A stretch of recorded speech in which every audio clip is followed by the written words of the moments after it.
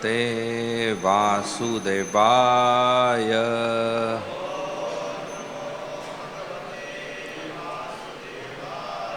ओम नमो भगवते वासुदेवाय।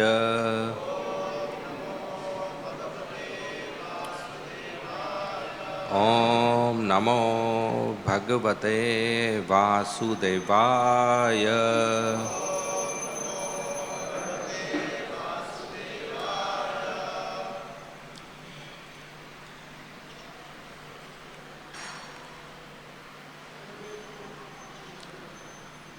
Today we are reading from Srimad Bhagavatam, Canto 10, the Samam Bonam,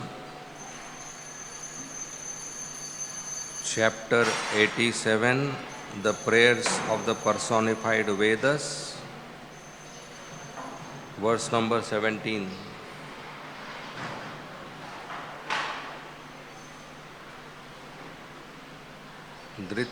इव स्वसन्ति असुभृतो यदि ते अनुविधा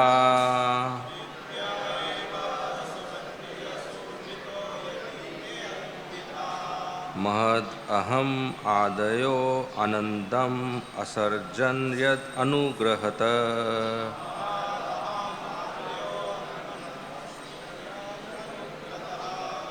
पुरुषविदो अन्वयो अत्र चरमो अन्नमयादिषूय।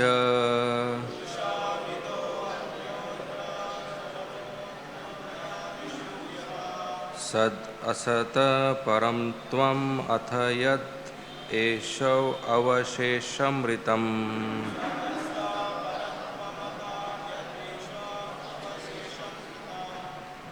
धृत्यैव सुन्ति असुभृतो यदि ते अनुविधा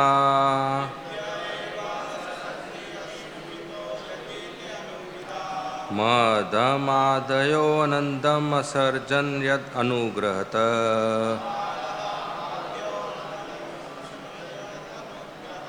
पुरुषविदो अन्वयो अत्र चरमो अन्नमयादिषूय।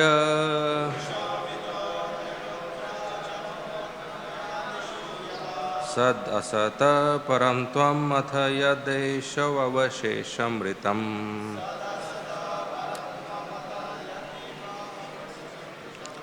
धृत्यैव श्वसन्ति असुभृतो यदि ते अनुविधा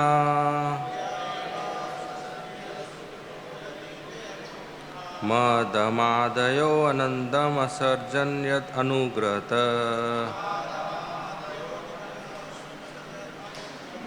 पुरुषविदो अन्वयो अत्र चरमो अन्नमयादिषूय।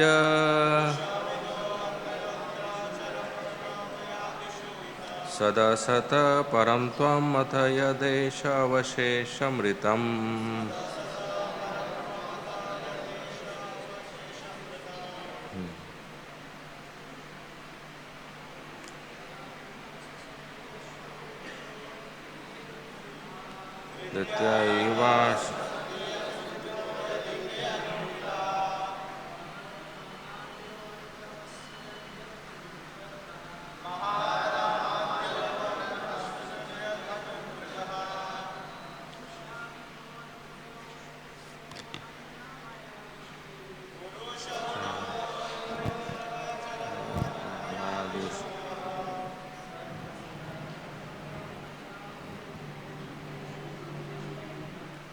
सदसत परं त्वमथ यदेष अवशेषमृतम्।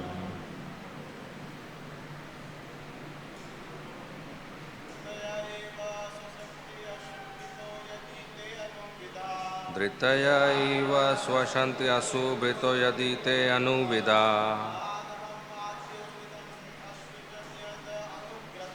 महदहम् आदयो अन्धम् असर्जन् यद् अनुग्रहत।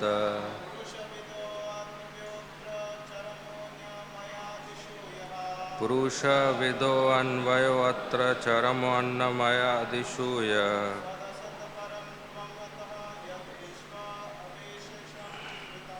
सदसत परं त्वम् अथ यदेष अवशेषमृतम्। माता जी,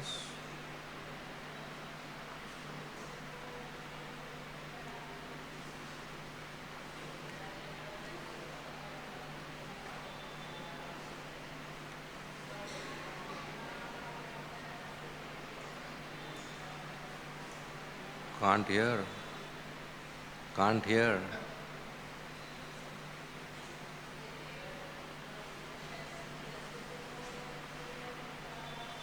Taya iva swashanti asubrito yadite anuvida. Mahadahamaadayo anandam asrijanyad anugrata.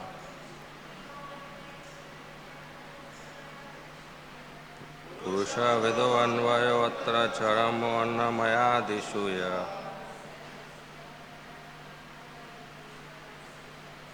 Sadasata param tvam yathaya desha vasheshamritam. Dritaya bellows. Eva as if. Swashanti they breathe. Asubhrita alive. Yadi if. Te your. Anuvidha faithful followers. Mahat the total material energy. Aham false ego. Adaya and the other elements of creation. Andam the universal egg. Asrijan produced. Yat whose. Anugrahata by the mercy. Purusha of the living entity. Vidha according to the particular forms. Anvaya whose entrance. Atra among these. Charama the ultimate. Annamaya adishu among the manifestations known as Annamaya and so on. Ya who Sat asata from gross and subtle matter. Param distinct. Tvam you. Atha and furthermore. Yat which. Eshu among these. Avashesham underlying. Ritam the reality. Translation and purport by the disciples of Srila Prabhupada.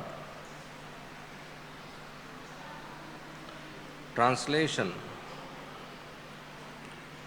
Only if they become your faithful followers are those who breathe actually alive. Otherwise, their breathing is like that of a bellows. It is by your mercy alone that the elements, beginning with the Mahat Tattva and false ego, created the egg of this universe. Among the manifestations known as Annamaya and so forth, you are the ultimate one, entering within the material coverings along with the living entity and assuming the same forms as those he takes. Distinct from the gross and subtle material manifestations, you are the reality underlying them all. Purport. Life is without purpose for one who remains ignorant of his most well-wishing benefactor and thus fails to worship him. Such a person's breathing is no better than the breathing of a blacksmith's bellows. The gift of human life is a fortunate opportunity for the conditioned soul. But by turning away from his Lord, the living being commits spiritual suicide. In the words of Sri Ishopnishad 3, Asurya namate loka andhena tamashavrita tamaste pratyabhigichati ye ke chatma hanojana. The killer of the soul, whoever he may be, must enter into the planets known as the world of the faithless, full of darkness and ignorance. Asurya means to be obtained by demons. And demons are persons who have no devotion for the Supreme Lord Vishnu. This is definition stated in the Agni Puran. Dvau bhuta sargau lokesmin daiva asura evacha Vishnu bhakti paro daiva asura stad viprayaya. There are two kinds of created beings in this world, godly and demonic. Those dedicated to the devotional service of Lord Vishnu are godly, and those opposed to such service are demonic. Similarly, the Brihad Aranayaka Upanishad 4.4.15 states, Na chet avedin mahati vinashyati etad vidur amritas te bhavanti athetare dukham evopayanti. If one does not come to know the Supreme, he must suffer utter destruction. Those who realize the Supreme become immortal, but others inevitably suffer. A person must revive his Krishna consciousness to be relieved of the suffering caused by ignorance. But the process by which this is done need not be difficult, as Lord Krishna assures us in Bhagavad-gita 9.34, Manmana bhava madbhakto madhyaji mam namaskuru mam evashasi yukta vayam atmana matparayana. Engage your mind in always thinking of me, become my devotee, offer obeisances to me and worship me. Being completely absorbed in me, surely you will come to me.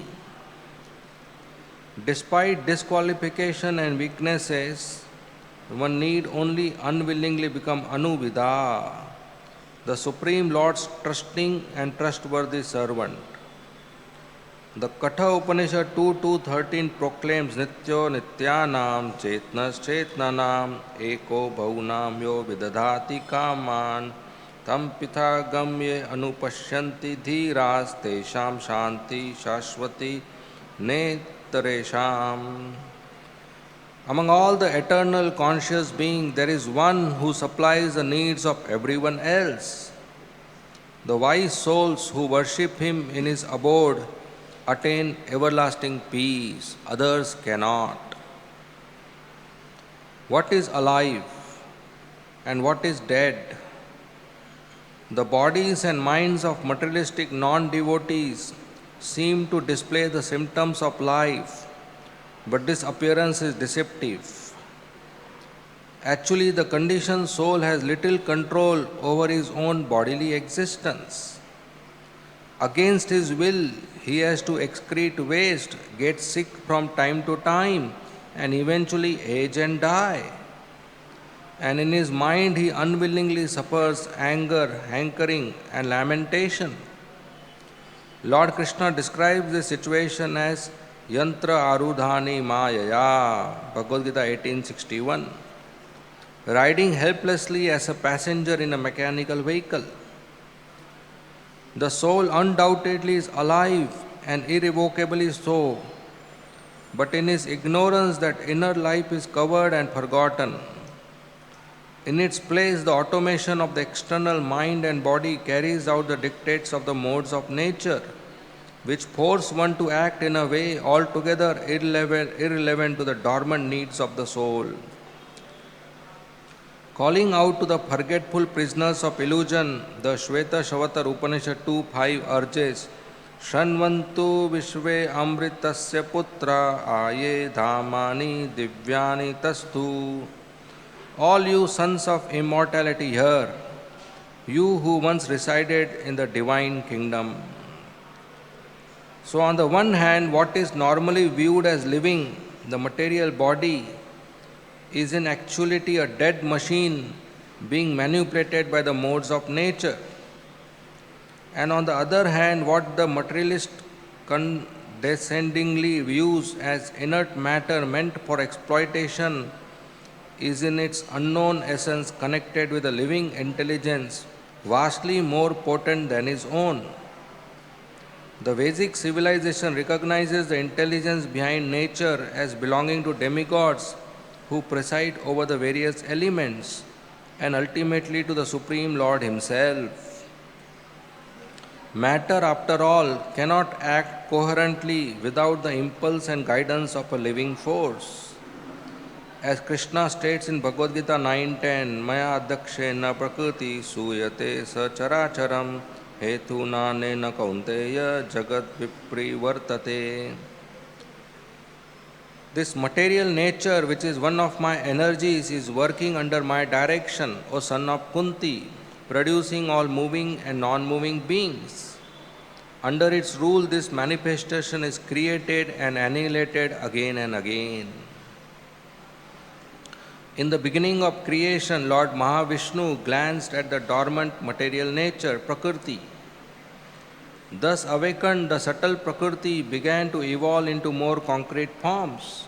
First the Mahat, then false ego in conjunction with each of Prakriti's three modes, and gradually the various material elements including intelligence, mind, the senses, and the five physical elements with their presiding demigods.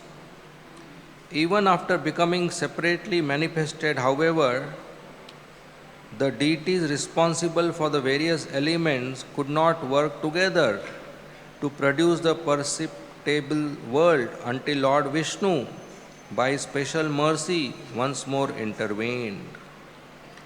This is described in the third canto of Srimad Bhagavatam 3, 5, 38 and 39. Ete deva kala Vishnu kala mayam shalingina nana tvatsva kriyanisha prochu pranjan pragyalayo vibhum deva uchu nanamate deva padaravindam prapanna tapopashamata patram yanmula keta yatayo agyasoru samsara dukham bahir utshipanti. The controlling deities of these physical elements are empowered expansions of Lord Vishnu. They are embodied by eternal time under the external energy, and they are his parts and parcel. Because they were entrusted with different functions of universal duties and were unable to perform them, they offered fascinating prayers to the Lord. The demigod said, O Lord, your lotus feet are like an umbrella for the surrendered souls, protecting them from all the miseries of material existence. All the sages under that shelter throw up all material miseries.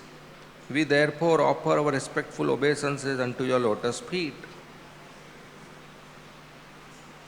Hearing the prayers of the assembled demigods of the elements, the Supreme Lord then showed his favor. Srimad Bhagavatam 3, 6, 1, 2, 3.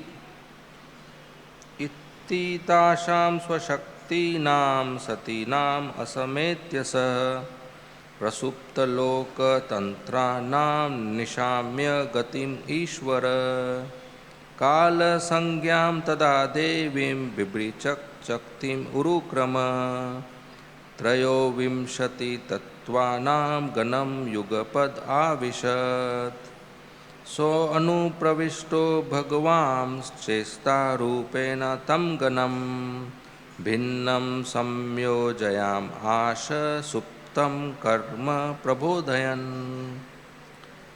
The Lord thus heard about the suspension of the progressive creative functions of the universe due to the non-combination of his potencies such as the Mahatattva. The Supreme Powerful Lord then simultaneously entered into the 23 elements with the goddess Kali, his external energy, who alone amalgamates all the different elements. Thus, when the personality of Godhead entered into the elements by his energy, all the living entities were enlivened into different activities, just as one is engaged in his work after awakening from sleep. In Krishna, Srila Prabhupada explains the 5 levels of ego covering the self. Within the body, there are 5 different departments of existence known as Annamay, Pranamay, Manomay, Vijnanmay, and at last Anandamay. These are enumerated in the Brahmandavali of Taittiriya Upanishad. In the beginning of life, every living entity is food conscious. A child or an animal is satisfied only by getting nice food. This stage of consciousness in which the goal is to eat sumptuously is called Annamay. Anna means food. After this, one lives in the consciousness of being alive. If one can continue his life without being attacked or destroyed, one thinks himself happy. This stage is called Pranamay, or consciousness of one's existence. After this stage, when one is situated on the mental platform, that consciousness is called Manomay. The material civilization is primarily situated in these 3 stages: Annamay, Pranamay, and Manomay. The first concern of civilized person is economic development. The next concern is defense against being annihilated. And the next consciousness is mental speculation, the philosophical approach to the values of life. If by the evolutionary process of philosophical life, one happens to reach to the platform of intellectual life and understands that he is not this material body, but is a spirit soul, one is situated in the Vijnanmaya stage. Then by evolution of spiritual life, he comes to understand the Supreme Lord or the Supreme Soul. When one develops his relationship with him and executes devotional service, the stage of life is called Krishna consciousness, the Anandmaya stage. Anandmaya is the blissful life of knowledge and eternity. As it is stated in the Vedanta Sutra, Anandmayo Abhyasat, the Supreme Brahm and the subordinate Brahm, or the Supreme Personality of Godhead and the living entities, are both joyful by nature. As long as the living entities are situated in the lower 4 stages of life, Annamay, Pranamay, Manomay, and Vijnanmay, they are considered to be in the material condition of life. But as soon as one reaches the stage of Anandamay, he becomes a liberated soul. This Anandmaya stage is explained in the Bhagavad-gita as the Brahma Bhuta stage. There it is said that in the Brahma Bhuta stage of life, there is no anxiety and no hankering. This stage begins when one becomes equally disposed toward all living entities, and it then expands to the stage of Krishna consciousness, in which one hankers to render service unto the Supreme Personality of Godhead. This hankering for advancement in devotional service is not the same as hankering for sense gratification in material existence. In other words, hankering remains in spiritual life, but it becomes purified. When our senses are purified, they become freed from all material stages, namely Annamaya, Pranamaya, Manomaya, and Vijnanmaya, and they become situated in the higher stage, Anandamaya, or blissful life in Krishna consciousness. The Mayavadi philosophers consider Anandamaya to be the state of being merged in the Supreme. To them, Anandamaya means that the super soul and the individual soul become one. But the real fact is that oneness does not mean merging into the Supreme and losing one's own individual existence. Merging into the spiritual existence is the living entity's realization of qualitative oneness with the Supreme Lord in his eternity and knowledge aspects. But the actual Anandamaya, blissful stage is obtained when one is engaged in devotional service. That is confirmed in Bhagavad-gita, Mad Bhaktim Labate Param. The Brahma Bhuta Anandmaya stage is complete only when there is the exchange of love between the Supreme and the subordinate living entities. Unless one comes to this Anandmaya stage of life, his breathing is like the breathing of a bellows in a blacksmith shop, His duration of life is like that of a tree, and is no better than the lower animals like the camels, hogs, and dogs. In accompanying the Jiva within the coverings of Maya, the Paramatma is not bound by karmic entanglement as the Jiva is. Rather, the Supreme Soul's connection with these coverings is like the apparent connection between the moon and some tree branches it is seen through. The Super Soul is Sat Asata Param, always transcendental to the subtle and gross manifestations of Annamaya and so on, although he enters among them as a sanctioning witness of all activities. As their final cause, the Super Soul is in one sense identical with the manifest products of creation. But in his original identity, Swarupa, he remains distinct. In the second sense, he is the Anandamaya alone, the last of the five koshas. Therefore, the Shrutis address him here as Avashesham, the residual essence. This is also expressed in the text of the Taittiriya Upanishad 2.7, Raso Vaisa.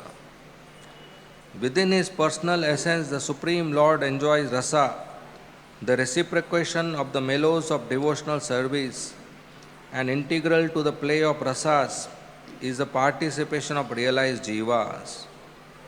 Raso vai sa rasam hi evayam labhava nandi bhavati. He is the embodiment of ras, and the jiv who realizes this ras becomes fully ecstatic. Or in the words of the personified Vedas praying in this verse, the Super Soul is Ritam, which Vishwanath Chakravarti interprets as here meaning realized by great sages. In the opinion of Srila Vishwanath Chakravarti, the last word of all authoritative scripture, Sarvattima Shruti, is contained in the aphorism Raso Vaisa, which is demonstrably a reference to Lord Sri Krishna as the infinitely expanding embodiment of divine pleasure. Sarva Britamananda. The Gopal Tapani Shruti Uttara 96 states, Yo asau jagrat swapna susuptim atitya turayetito Gopala. Lord Krishna, the cowherd, transcends not only the material consciousness of wakefulness, dream and deep sleep, but also the fourth realm of pure spiritual awareness. The Anandamaya Super Soul is simply an aspect of the primeval Lord Govind, as declared by him, Vishtabhya aham idam kritsnam ekam shena stito jagat. With a single fragment of myself, I pervade and support this entire universe. Bhagavad-gita 10.42. The Shrutis thus tactfully assert that even among the various personal forms of Godhead, Krishna is supreme. Understanding this, Narad Muni will later offer obeisances to Lord Krishna in the words Namastasmai Bhagavate Krishna Yamala Kirtaye, text 46, even though he is standing in front of Lord Narayan Rishi. Srila Sridhar Swami concludes his comments on this verse by praying, Nara Vapu Pratipadya Yadi Tvai Shravana Varnana Samsmaran Adibi Nara Hare na bhajanti nirnam idam driti vad uccha vasitam vipalam tatha.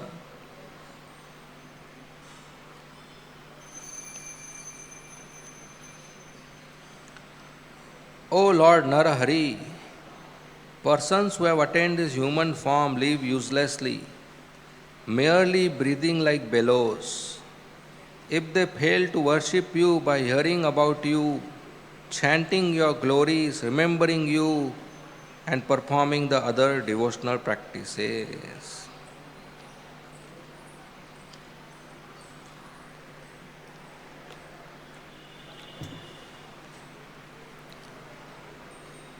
Om Agyantimirandasya Jnananjana Shalakaya Chakshu Unmilitam Yena Tasmai Shri Gurave Nama Nama Om Vishnu Padaya Krishna Prishthaya Bhutale Srimate Bhakti Vedanta Swami iti namine. Namaste Saraswati Deve Gauravani Pracharine. Nirvishesha Shunyavadi Paschatya Deshatarine. Jai Shri Krishna Chaitanya Prabhu Nityananda Shri Advaita Gadadhara Shri Vasadi Gaur Bhakta Brinda. Hare Krishna Krishna Krishna Hare Hare, Hare Rama Rama Rama Hare Hare.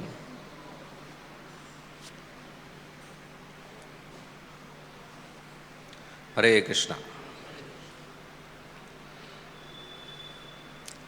So we are continuing to read the prayers by the Shrutis, the personified Vedas. These Shrutis, they offer prayers to the Lord when he is waking up, Lord Mahavishnu, when he is initiating the process of creation. And in this whole chapter, there are lots of philosophy and technical points which come under Sambandha Gyan. To understand Krishna as a Supreme Personality of Godhead, to understand how he is Janmadi Asya Yataha, the source of everything. All the energies are emanating from him.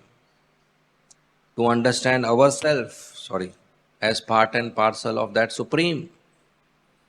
And to understand that we have a relationship of love and dependence. Being part and parcel of Krishna, we are maintained by Krishna.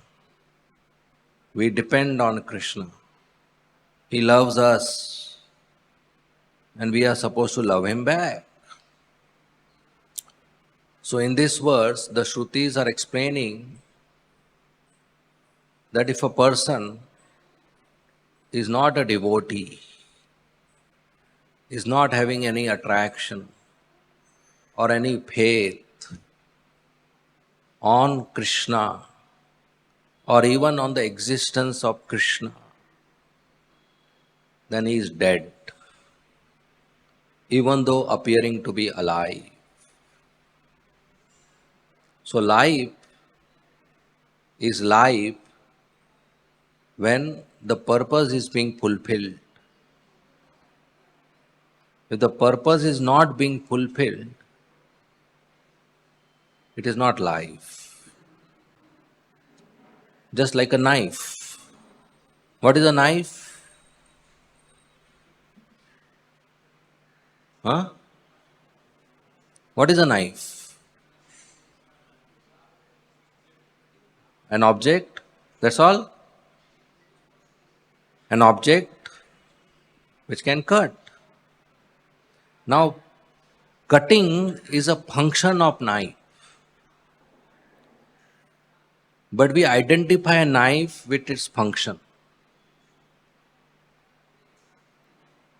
Knife is an object, cutting is a function.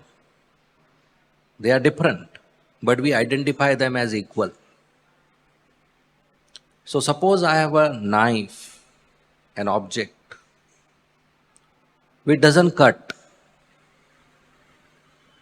Sharpness is 0, blunt. Have you seen such a knife? When the knife becomes senior, it becomes blunt. So the sharpness is 0. It doesn't cut. So one wood doesn't cut, will you call it a knife? Yes or no? Then what is it? Huh? So then what is it? But still you have to call knife only.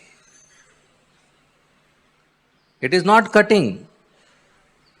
But still you have to call that object knife. But actually it's not a knife. Why? Because the function is not being fulfilled.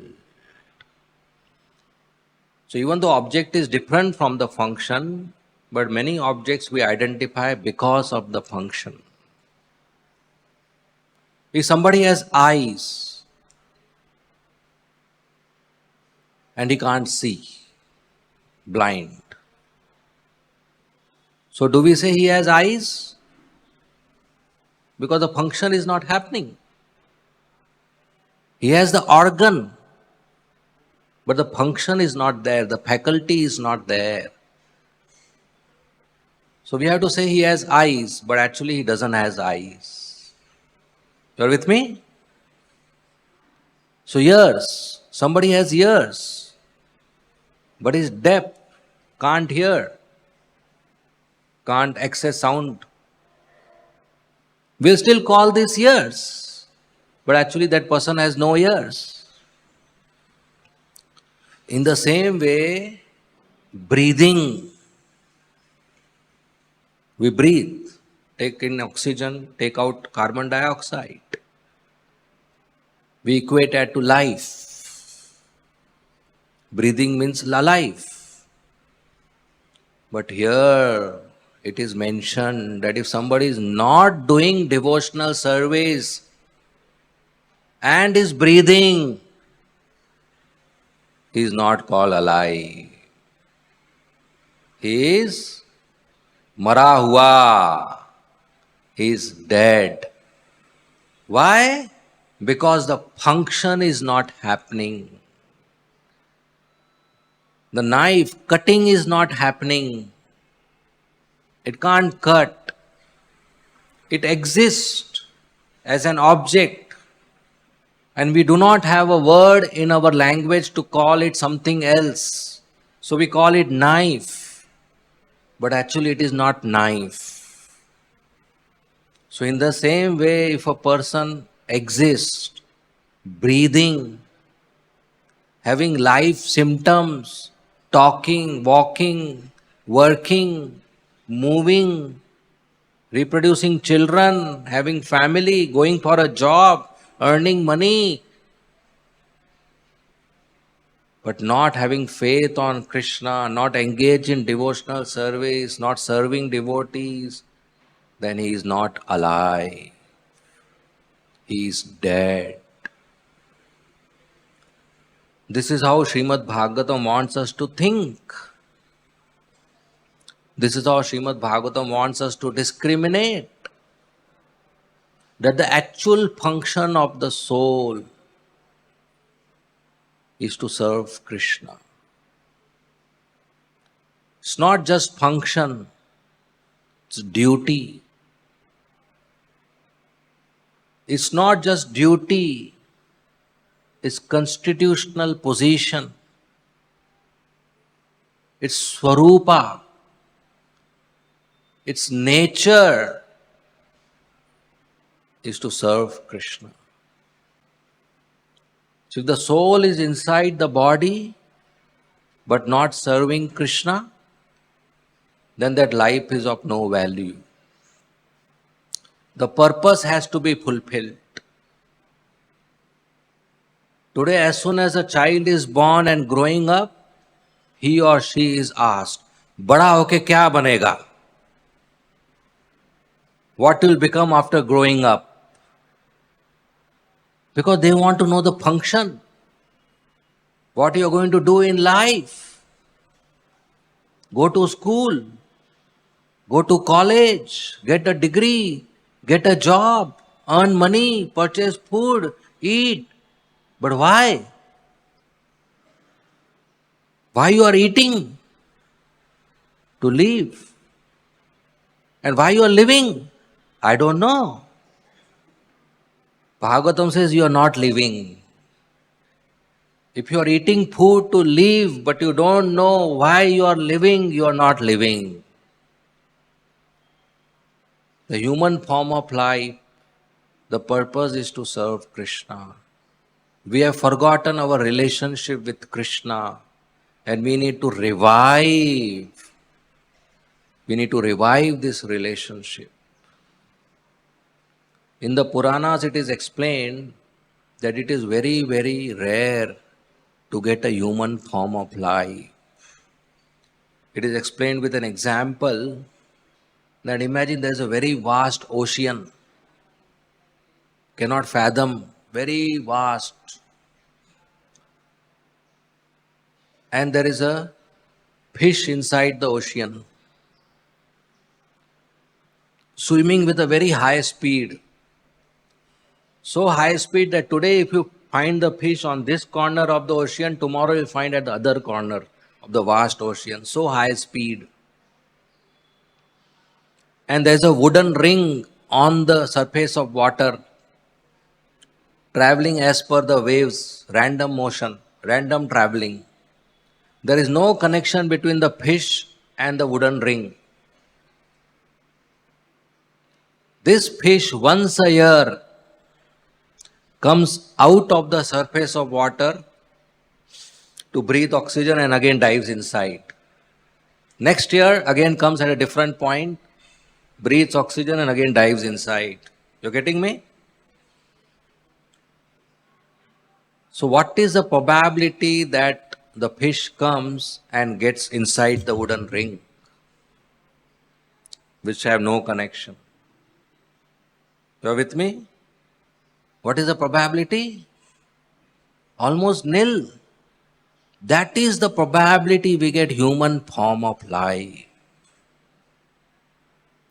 After going through all the various species, we get human form of life. It's very, very rare opportunity, very, very low probability. If you are a photographer who is given millions of dollars to get a photo of a fish inside the wooden ring, you will not sleep. Because who knows that event may happen again or not. So the probability is very low. Then the next question is asked, what is the probability that the fish will go inside the ring 3 consecutive years? First year it goes inside, second year it goes inside, third year also goes inside. That is the probability we come in contact with ISKCON. That is the probability we come in contact with sadhus. That is very, very rare. So we should never miss this opportunity when we come in contact with association of devotees. And if you think, no, mere saath to easy ho gaya, it's all because of mercy of Srila Prabhupada. We are not practicing bhakti today or hearing Srimad Bhagavatam and seeing RadhaRasbihari and having Mahaprasad and chanting Hare Krishna because of some past pious activities or because of some great knowledge or because of some punya karma or because of our interest. No, it's because of association of devotees. All the devotees we practice is because of association of other devotees, because of being part of ISKCON temple. Sitting alone somewhere in the room will not be able to continue the same bhakti. Our bhakti actually is not our bhakti. It's because of association, it feels like I am a devotee. Just like suppose there is a big pond of water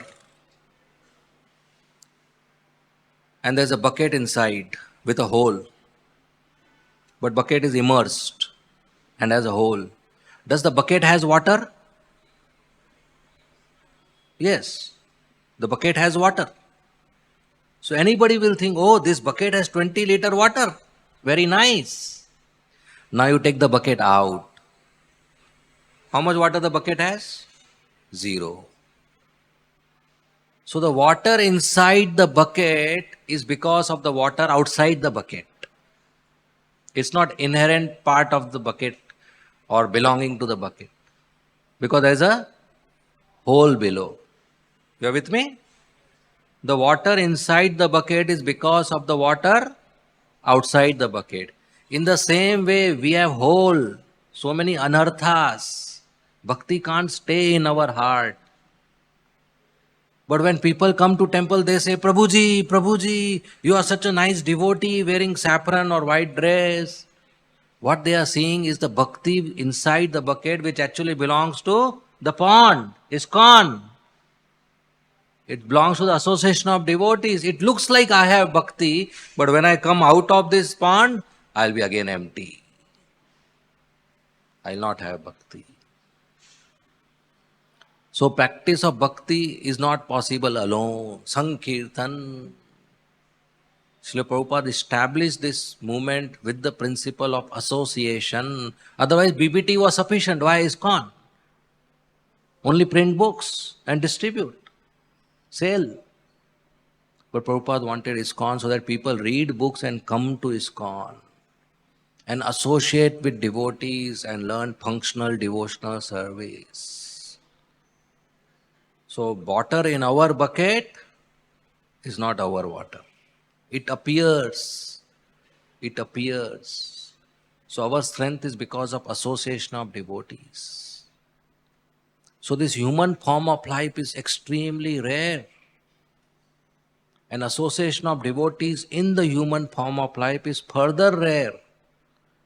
And one should not neglect it by having a different purpose of earning money or sense gratification or getting some honor or prestige or getting a political post or something like that.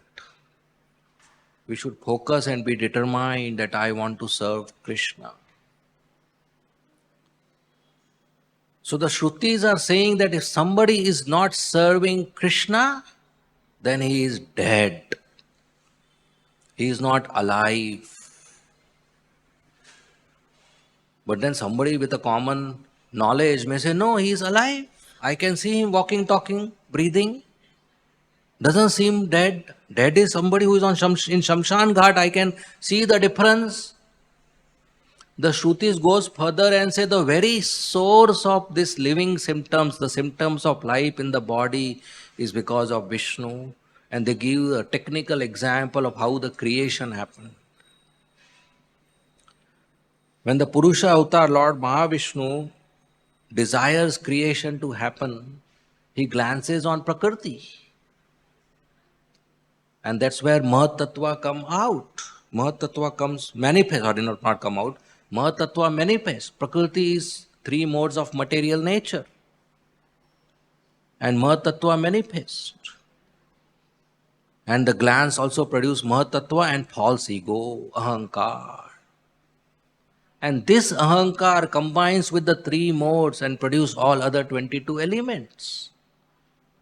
The Ahankar combines with Satogun and produces mind, as well as the presiding demigods of the elements. The same Ahankar combines with passion and produces intelligence. And same Ahankar combines with Tamogun and produces the other elements, the gross elements and the tanmatras and the objects of the senses and the working senses and the knowledge acquiring senses, other 22 elements. So all the elements are there, the three modes, Prakriti is there, the presiding demigods are there, but nothing happening. The world is not moving. There is no creation happening. So the demigods pray to Lord Vishnu that you are the source of creation. You are the energy and the energetic. You are the one who is manifested in various products in the material nature. We are all under the umbrella of your lotus feet. Without your presence, we cannot move. Please help us, nothing is working. And they beg for his mercy and blessings. And then Lord Vishnu enters into each element in this creation with Mother Kali or Kal, time, factor, and then everything moves. And then there is a Virat Roop, Virat Purusha, and the living entities get bodies, and he enters as Paramatma in the heart and each atom, and that's how creation happens. So even in the beginning, the actual life is Vishnu. Just the elements and the jiva or the presiding demigods are not sufficient to make this creation happen. Without the touch, without the transcendental connection of Lord Vishnu, there is nothing in this world which can function. Just like with our eyes we can see, but that is because of the sun. If there is no sun or no electricity for that matter, and you have eyes, can you see? No. But we take it for granted. We think my eyes should be okay, then I will be able to see. We take it for granted the existence of sun. But we should understand in the absence of sun, our eyes have zero value. They can't see. In the same way, every single function we perform is because of the existence of Krishna. Vasudevam Sarvam Iti. He is everywhere.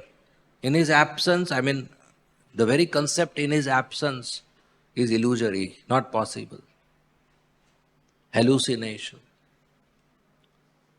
So without him, there is nothing possible. Even to make this statement is not possible without him. Without him, we cannot even say without him. He is all pervading. So at the time of creation also is because of Vishnu, is because of him that all these elements are functioning. The presiding demigods are praying to him. So when the jiva, the soul inside the body, comes to the material world, it forgets its relationship with Krishna. And mostly most of the people are interested in food. So that's Annamaya stage of life.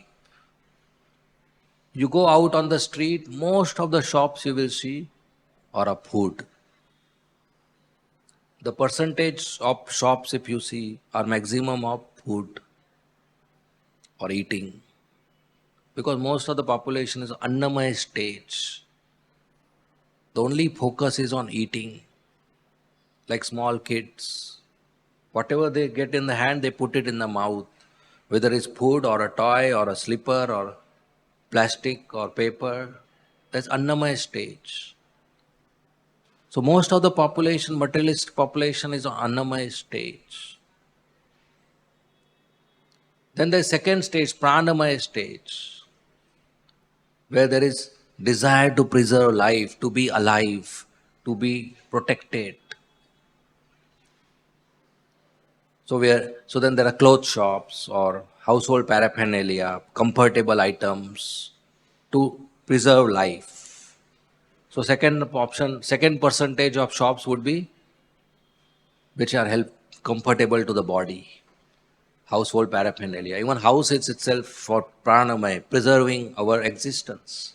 I can't stay outside. It's cold, it's hot, it's winter, it's rainy.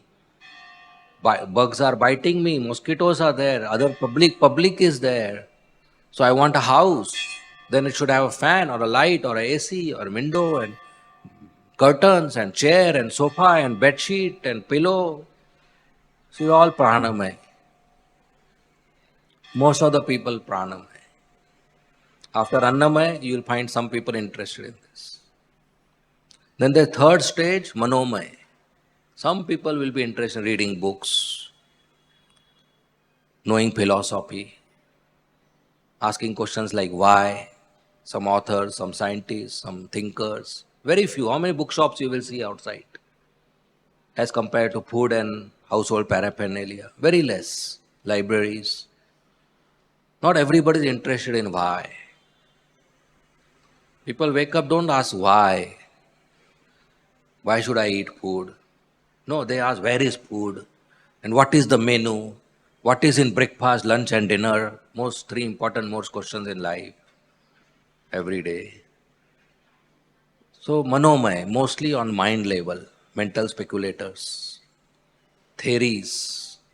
They want to satisfy their emotions or sit and solve some puzzles or crossword or play some games.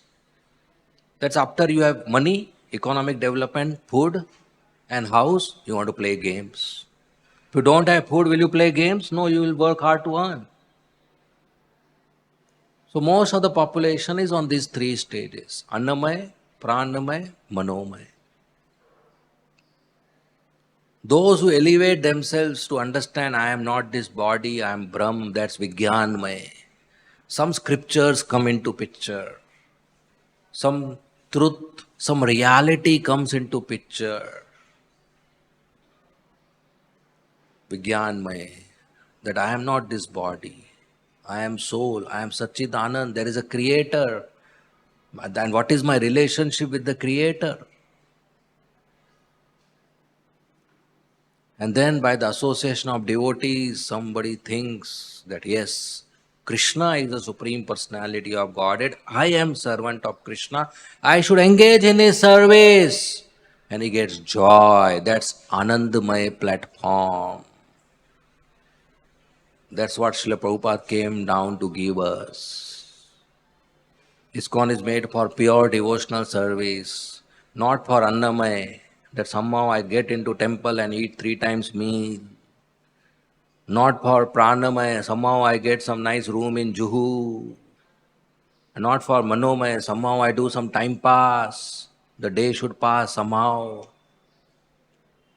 But to actually engage in Krishna's service and feel that joy, serve devotees, serve the mission, carry forward the mission. That's Anandamaya, Brahma Bhuta, where one sees all living entities equally, doesn't discriminate between me and you, my and yours. Broad minded, sees all living entities equally. Like Mother Kunti is praying to Lord Krishna when he is going to Dwarka, that please cut my ties with Vrishnis and Pandavas both, so that I become broad minded. I see everybody equally. All living entities are part and parcel of yourself. That's joy. That's Anand. And Krishna is source of this joy. And when we serve Krishna, we receive this joy. Devotional service to Krishna is Kevala Ananda Kanda. We see the Brajvasis in Vrindavan. They are always happy serving Krishna. When Krishna, Balram with his friends come back from Vrindavan forest, Yashoda Maya is waiting in Nanda Bhavan. And she is eager that time is up. Why Krishna has not come? She sends one servant, go to the boundary of the village and let me know whether Krishna Balram have come or not. And after 2 seconds, she sends other servant, look, that servant has gone or not. Then she says, third servant, look at the street corner whether Krishna is coming. Then she says, another Sakhi, he said, go on the tower and see if some dust is there in the sky. When the dust is there, that means the cows are coming back. Then she tells, Nanda Maharaj, you go on the terrace, balcony, and just give me signal whether Krishna is coming or not. If you see a peacock feather, you can know Krishna is there.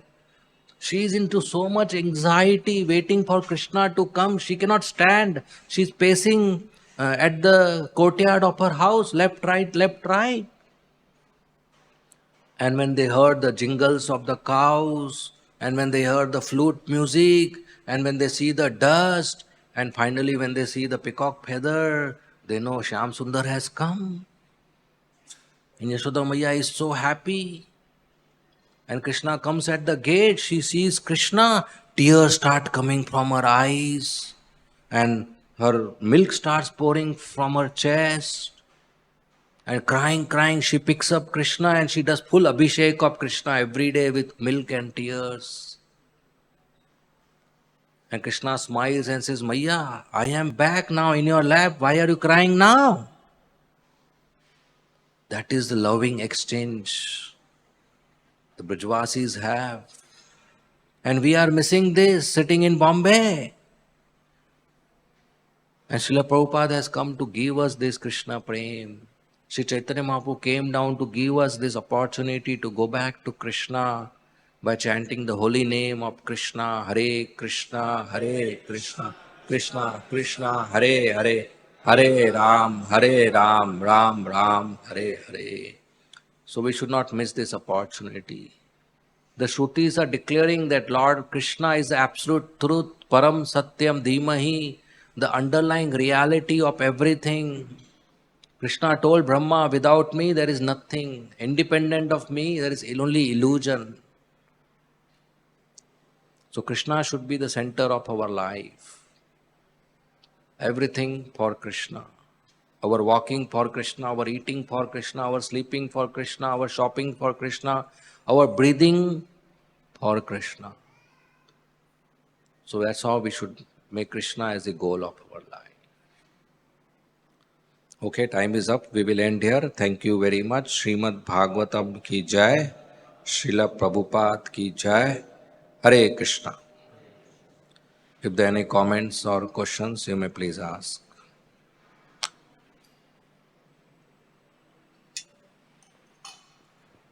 Yes, Vishnu. Hare Krishna. Thank you very much, Prabhuji, for very graphically and explaining the concept of who is living, who is not living, actually living or not living. So, Prabhuji, you mentioned that like a bucket, it's not his water, it's a pond water. Similarly, it's not our bhakti. When we are in association of devotees, that is the whole temple, whole association of devotees, their bhakti manifests in our services. And when we are out and like we are like, free, empty of that opportunity to serve or, So, Prabhuji, that is there, that association of devotees is very much acquired. But when we are in association of devotees, that value we cannot take, it doesn't value the purpose of the association. Rather, because I have so much my shortcomings, my anarthas, when I am in association, I fall committing mistakes like criticizing them, finding fault in them, and rather taking their valuable association, I miss the opportunity. The feeling comes, let me go away from association because I'm not progressing in spiritual life. So how we can overcome such tendencies? How we can value the association and this stage of committing offenses, and how we can overcome?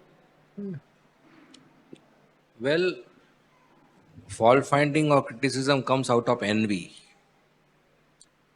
And all conditioned souls have envy.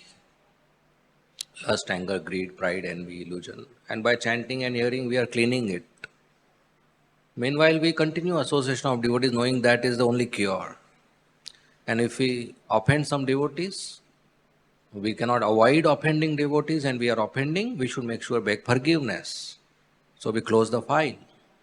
We beg forgiveness and pray to Krishna, perform our sadhana, so that we purify ourselves. We don't give up association of devotees, then we will be without shelter. We lose everything. And some inspiring association we have, we should stick to that source of inspiration. Read Prabhupada books, chant Hare Krishna, have nice friends, serve devotees, be busy, and that will help us, purify us. The whole of the bucket will start getting closed. So we should maintain by following Prabhupada as it is. Whatever schedule he has given, we follow that. That will help us. Okay? Next question. Yes, Hari Narayan Prabhu. Hare Krishna. Oh, sorry. Thank you, Prabhuji, for the nice class. Prabhuji, we mentioned this in the purport, it was coming, this 5 stages of consciousness, Annamaya, Pranamaya. So, is it that one has to go sequentially, or somebody can go directly for Anandamaya also? Well, in the conditional life, we already are on Annamaya and Pranamaya and Manomaya. Already we are looking for prasad. Already we are looking for some protection and comfort. Already we are looking for some engagement for mind. Taking up Krishna consciousness, we have got involved intellectually by trying to ascertain ourself, our existence. Aham Brahmasmi, who am I? What is my relationship with God? And we are already doing sadhana to reach Anandmaya stage. So other things are already there. We just continue to develop our relationship with Krishna. So it's a transition. It is not just steps. Of course they are there, but you can be in Annamaya as well as receive some Ananda by having darshan of Radha Rasbihari. Right? So yeah, it's a transition. And Guruji, what's the difference between Manomaya and Vijnanmaya? Manomaya was like inquisitiveness. So then Vijnanmaya is what? Vijnanmaya means where scriptures come in the picture, that I am soul. Manomaya is still that I am this body, just enjoying, finding out answers to all the whys, why the apple fall. That's Manomaya. I am not apple, that's Vijnanmaya. Yeah? Okay. Next question.